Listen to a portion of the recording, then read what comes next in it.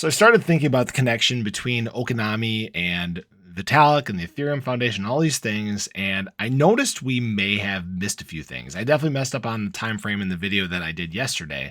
And I kind of want to walk you guys through what I'm finding and what I'm thinking may be the actual reason that Okanami was created in the first place. And it might actually blow your mind. I could be completely wrong, but let me run you guys through this. Okay. So in my video yesterday, I made I actually messed up on the time frame. So the Etherscan transaction that was created by the dev that said the surge, right? This was the big thing that the community saw. Community was freaking out about. This is awesome, right? Dev hadn't spoken in 66 days, so this is obviously a huge update. So this Etherscan transaction was done on November 4th at 11:33 UTC. Now I'm in Central Time here, and this is where I messed up just a little bit. So UTC is actually 6 hours ahead of Central Standard Time. So this would actually be 5:33 p.m. Well, if you remember back to Vitalik's post about the updated roadmap for for Ethereum, right? He actually tweeted this out at 6:09 p.m. So actually, the Etherscan transaction done by the deployer wallet was done 40 minutes before Vitalik's tweet. Okay. And this is important, right? Because I thought, I was like, oh, hey, cool. This was done after this tweet. No, it was done before this tweet. So I am 100% convinced that not only do the, Okanami deployer, the Okanami dev, and Vitalik know each other, okay, I have a feeling that they may be in cahoots. Obviously we look at the surge, we see the wave, right? This is obviously a big part of the roadmap. So this got me thinking a little more, right? How connected could this be? So I dove a little further down the rabbit hole.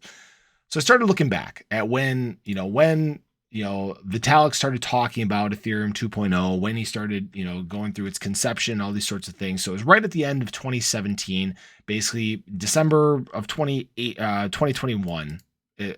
December of 18 is when really things started getting going, right? When they started development. Okay.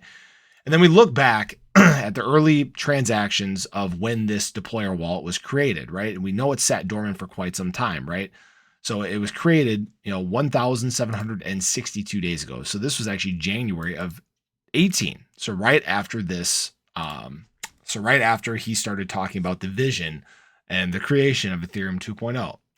So I look back then again at this roadmap, okay, the surge, right? And what the surge is supposed to be, it's supposed to be the evolution, the integration of layer 2 rollups, okay, to obviously help increase the throughput with Ethereum, because we know that right now it's got an issue with adoption and all these sorts of things. Not necessarily adoption, but as adoption increases, the load on the network just gets to be more. So now you need these layer 2 rollups to be able to handle all these excessive transactions, make it faster, make it cheaper, all these sorts of things, right? So then I started thinking, right? They want this integrated, the surge, the wave, right?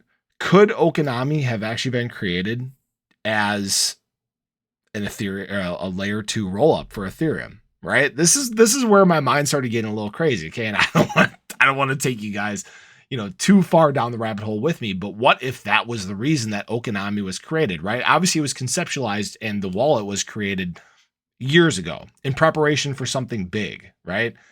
And really, this didn't all get really going until pretty close to the time that Ethereum 2.0 was originally supposed to launch, right? It was originally supposed to launch this summer.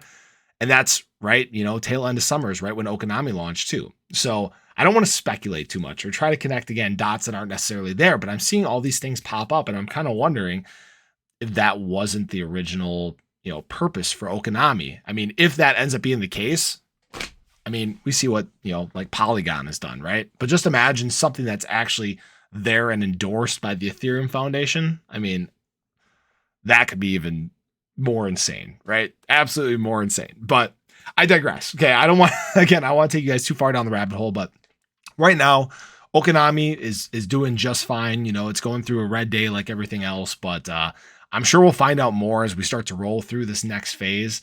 If this ends up being the case, if this is what it was for, I mean, that would just be so much preparation in advance. I mean, it would be absolutely mind-blowing. But you guys can obviously, make your own opinions from this too. I want to hear what your guys' thoughts are, see if you think this could be the case. But as always, I appreciate you guys stopping in, checking out the video. If you haven't already, Make sure you show your support for the channel, hit that subscribe button, hit that little bell. Again, that way you can stay updated anytime there's new content live here on the channel. Hope you guys have a wonderful day, and I really hope to catch you in the next one. Take care, guys.